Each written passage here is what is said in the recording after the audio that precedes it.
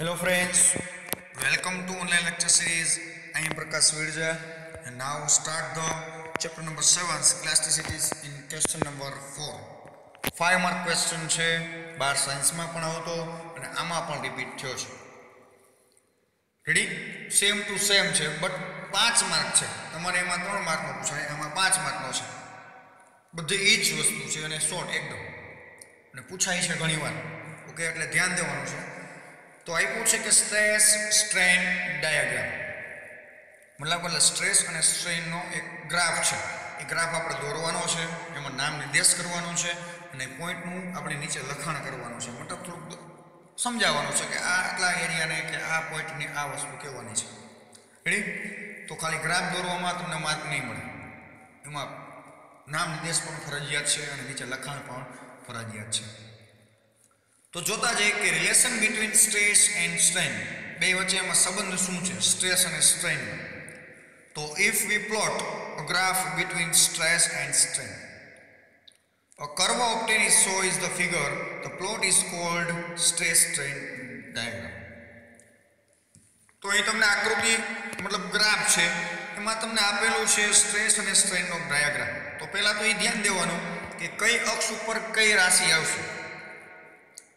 મતલબ કે y અક્ષ ઉપર તમારે લેવાનું છે સ્ટ્રેસ અને x અક્ષ ઉપર લેવાનું છે સ્ટ્રેન. તો એક્ઝામમાં આ રીતે પણ પૂછાય, we draw the graph of stress versus strain. Stress versus strain. તો યાદ રાખજો, જે હંમેશા પહેલી રાશિ હોય ને એ અક્ષ ઉપર આવે, y અક્ષ ઉપર આવે અને બીજી હંમેશા કઈ x અક્ષ ઉપર આવશે. યાદ રાખજો. તો અહીંયા આપણે y અક્ષ ઉપર લેવાનો છે સ્ટ્રેસ અને x અક્ષ ઉપર લેવાનો છે સ્ટ્રેન. પછી તમારે આ ગ્રાફ આવી રીતે દોરી નાખવાનો છે. જ્યાં આકૃતિમાં આપ્યો છે ને આ રીતે ગ્રાફ તમારે દોરી નાખવાનો છે. પછી એમાં પોઈન્ટ આપવાના છે, કેટલા કેટલા પોઈન્ટ કઈ કઈ જગ્યામાં આપેલા છે. તો એમાં તમારે પોઈન્ટ લેવાના છે, 4 પોઈન્ટ લેવાના છે, A, B, C અને D. તો આમાં પણ રિજિયન કેટલા રિજિયન બનશે, મતલબ ડિપાર્ટમેન્ટ કેટલા બનશે. તો ડિપાર્ટમેન્ટ જો બનશે O થી A એક ડિપાર્ટમેન્ટ, A થી B બીજો, B થી C ત્રીજો અને C થી D ચોથો ડિપાર્ટમેન્ટ. 4 ડિપાર્ટમેન્ટ પડશે. 4 ડિપાર્ટમેન્ટના નામ આપણે જોતા જઈએ. પછી નીચે આવશે તો કે O થી A લગી ડિપાર્ટમેન્ટને આપણે કહેવાનું છે ઇલાસ્ટિક બિહેવિયર. શું કહેવાનું છે? Elastic behaviour. મતલબ કે આટલા એરિયા સુધી છે એની સ્થિતિસ્થાપકતા જળવાઈ રહે કોઈ પદાર્થની. તો એટલા લગી તમે એનો સ્ટ્રેસ તમે એપ્લાય કરતા જાઓ, ત્યાં લગી કોઈ પણ પદાર્થ છે એની ઇલાસ્ટિસિટી કે સ્થિતિસ્થાપકતા ગુમાવે નહીં. પછી એ પોઈન્ટ શું છે કે પ્રોપોર્શનલ લિમિટ છે. મતલબ કે તમે ખેંચો ને એટલું એટલું પાછું આવે તો એ પછી બનશે નહીં, એ લિમિટ છે છેલ્લામાં છેલ્લું. કે રબરને તમે જેટલું ખેંચો છો તો એટલું એટલું પાછું જશે. મતલબ કે જેટલું ખેંચેલું છે એટલું એટલું રિસ્ટોરિંગ ફોર્સ એની ઉપર લાગશે. તો ક્યાં લગી લાગશે કે એ પોઈન્ટ સુધી લાગે. પછી એ પોઈન્ટ પછી જાઓ તો ના, ઓકે, કે ઇલાસ્ટિક જે એની પાસે ગુણધર્મ છે સ્થિતિસ્થાપકનો હશે, બટ રિસ્ટોરિંગ ફોર્સ છે. મતલબ કે જેટલું તમે રબર ખેંચ્યું છે એટલું રબર પાછું જશે નહીં. પ્રોપોર્શનલ છે કે જેટલું તમે ખેંચો એટલું પાછું જાય એવું એ પોઈન્ટ સુધી છે. પછી એ થી ઉપર જાઓ તો એ ગુણધર્મ હશે ને ઇલાસ્ટિસિટી હશે, બટ પ્રોપોર્શનાલિટી હશે નહીં. ત્યારબાદ એ થી બી રિજિયન આપેલો છે કે ઇલાસ્ટિક લિમિટ ઓર ઇલ્ડ પોઈન્ટ છે. શું આપ્યું છે? ઇલાસ્ટિક લિમિટ છે. હવે અહીંયાથી આગળ ઇલાસ્ટિસિટી આવશે નહીં. એ લગી બધું પ્રોપોર્શનલ હતું. એ થી બી સુધી જે ઇલાસ્ટિસિટી છે થોડી હતી, બટ પ્રોપોર્શનાલિટી હતી નહીં, કે જેટલું ખેંચે એટલું પાછું જતું નહોતું. હવે બી છે લાસ્ટ પોઈન્ટ છે. કેના માટે? ઇલાસ્ટિસિટી માટે. ત્યાંથી આગળ ઇલાસ્ટિસિટી લાગશે નહીં. પછી સી રિજિયન આપણે જોવાનું છે કે સી થી ડી રિજિયન શું છે. કે સી થી ડી રિજિયનને આપણે કહેવાનું છે પ્લાસ્ટિક બિહેવિયર. તો અહીં ઇલાસ્ટિક મટીરિયલ રહેશે નહીં. કે સી પોઈન્ટ પોગીને આપણે કેવું મટીરિયલમાં ડિવાઈડ થઈ જશે તો પ્લાસ્ટિક મટીરિયલમાં થઈ જશે. અને છેલ્લે છે ડી ફ્રેક્ચર પોઈન્ટ. પછી ડી સુધી તમે સ્ટ્રેસ આપતા જાઓ આપતા જાઓ આપતા જાઓ, પછી એક સમય ડી પોઈન્ટ આવશે, અહીંયા તમારો પદાર્થ તૂટી જશે. રબર હોય કે કોઈ પાઇપ હોય કે કોઈ સળૈયો હોય, ડી પોઈન્ટે ફ્રેક્ચર થઈ જશે, મતલબ તૂટી જશે. એટલે એને આપણે કહેવાનું છે ફ્રેક્ચર પોઈન્ટ કહેવાનું છે. તો આ રીતે નીચે લખાણ આપેલું છે કે પોર્શન ઓએ, કે ઓએ ભાગ શું દર્શાવે છે. In the region OA stress is proportional two strain.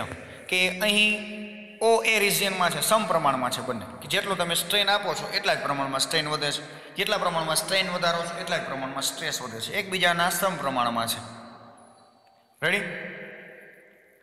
તો અહીં આપેલું છે કે OA is a proportional portion કહેવાય એકબીજાના. Hooke's law hold good and Young modulus can be defined. તો અહીં આપણે હુક્સ લો છે, સારા માત્રામાં એવો લાગુ પડી શકે છે. So point A is called the proportional limit છે, મતલબ કે અહીંયાથી લિમિટ આ પ્રોપોઝનલ એરિયા છે એ પૂરો થઈ જાય છે, મતલબ એને એ પોઈન્ટને શું નામ આપ્યું છે? પ્રપોઝનલ લિમિટ નામ આપ્યું છે. ત્યારબાદ પોર્શન AB શું કહે છે કે as soon as the elastic limit is crossed. હવે છે પોર્શન AB માં છે ઇલાસ્ટિસિટી છે ક્યાંક ને ક્યાંક ઓછી થતી હશે બધા પદાર્થ માટે. Stress is not proportional to strain. તો અહીં પ્રોપોઝનાલિટી રહેવાની છે નહીં, but strain increase more rapidly than stress. તો અહીં છે સ્ટ્રેન તમે જોવો છો કે સ્ટ્રેસ કરતાં છે એકદમ વધવામાં હોય, એકદમ વધવા માંડે. સ્ટ્રેસ તમે થોડુંક આપો છતાં પણ સ્ટ્રેન વધી જવાનું છે, મતલબ દબાણ થોડુંક આપો તો લંબાઈમાં ચેન્જીસ છે થોડુંક વધી જવાનું, કદમાં ચેન્જીસ છે થોડુંક એકદમ વધી જવાનું છે. However, the material is still elastic. હજી પણ થોડુંક આ મટીરિયલ છે આમાં થોડુંક ઇલાસ્ટિક ગુણધર્મ ધરાવતું હશે. It means if stretching force is remove. Stretching force મતલબ કે તમે એને ખેંચો છો તો ખેંચાય ચાલો, બટ પાછું જાતું નથી. રબર છે કે સ્પ્રિંગ તમે ખેંચો છો, એક સમય આવશે તમે ખેંચાતી તો જશે, બટ હવે પાછી પહેલાં જેવી હતી સ્થિતિસ્થાપકતા ધરાવશે નહીં. The material acquires its natural length. Therefore, point B is called point of the elastic limit. ત્યાંથી હવે ઇલાસ્ટિસિટી રહેશે નહીં, એટલે લિમિટ એની કહી દેવાની છે. અથવા બીજું પણ નામ આપ્યું છે યીલ્ડ પોઈન્ટ કહેવાય, કે મતલબ આની ઇલાસ્ટિસિટી ગુમાવે છે એટલે યીલ્ડ પોઈન્ટ છે. હવે portion BC, if material is stated beyond elastic limit. અહીં છે આપણે ઇલાસ્ટિસિટી હોતી નથી. તો સ્ટ્રેન ઇન્ક્રીઝ મચ મોર રેપિડલી. તો અહીં છે સ્ટ્રેસ કરતાં સ્ટ્રેન એકદમ ઘણું વધી જાય છે. If stretching force is remove. હવે અહીંયા ખાવ રહેવાનું છે નહીં, રિસ્ટોરિંગ ફોર્સ કયો તો ભલે, સ્ટ્રેચિંગ ફોર્સ કયો તો ભલે, એ હવે એકદમ જરીક પણ રહેવાનું શૂન્ય થઈ જશે. તો material does not come back into natural length but some permanent increase in the length of the material take place. હવે આ પોઝિશનમાં શું થશે કે કોઈ પદાર્થ છે ખેંચો છો તો ખેંચાય છે, બહુ જ માત્રામાં ખેંચાય, ઓછા બળ જાજુ ખેંચાઈ જાય છે. તો હવે આ મટીરિયલ છે જરીક પણ પાછું મતલબ રિસ્ટોરિંગ ફોર્સ લાગશે નહીં, કે પાછું સ્થિતિસ્થાપક ગુણધર્મ ધરાવશે નહીં, પણ હા એ પદાર્થમાં કાયમ માટે એક લંબાઈમાં ક્ષતિ ઉત્પન્ન થશે, મતલબ લેન્થ છે કાયમ માટે થોડીક વધી જશે. રેડી? ઇન્ક્રીઝમેન્ટ ઓલવેઝ માટે આવી જશે. It means the behaviour of material is now plastic. હવે આ મટીરિયલ BC પોર્શનમાં કેવો છે? પ્લાસ્ટિક મટીરિયલમાં આવે છે. ત્યારબાદ portion CD, if deforming is increase further then material break into point D. હવે તમે વધારે સ્ટ્રેસ આપતા જાઓ તો સ્ટ્રેન છે એક સમયે એવો પોઈન્ટ આવી જશે કે સ્ટ્રેન હવે વધશે નહીં, બટ સ્ટ્રેન છે બ્રેક થઈ જશે. Now is the fracture point.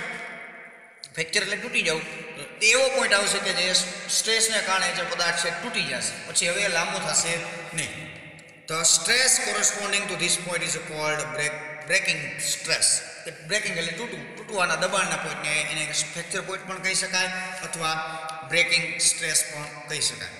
If large deformation take place between elastic limit and fracture point, material is called ductile material. શું કીધું છે? The large deforming take place between elastic limit and fracture point. So આ જે કોઈ પદાર્થમાં છે આ distance છે એકદમ લાંબો હશે, C થી D પોર્શન જે પદાર્થનો લાંબો, એવા પદાર્થને શું કહેવાનું છે? યાદ રાખજો, એક માર્કમાં પૂછાય.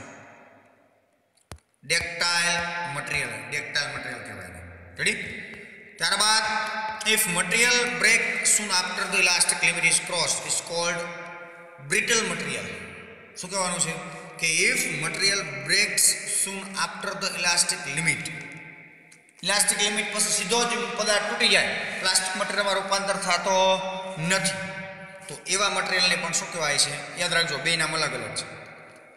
બ્રિટલ મટીરિયલ કહેવાય.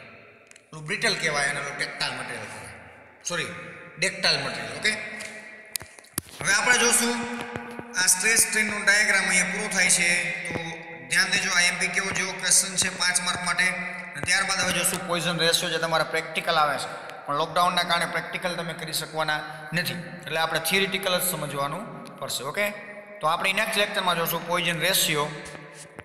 So thank you so much student watching my video.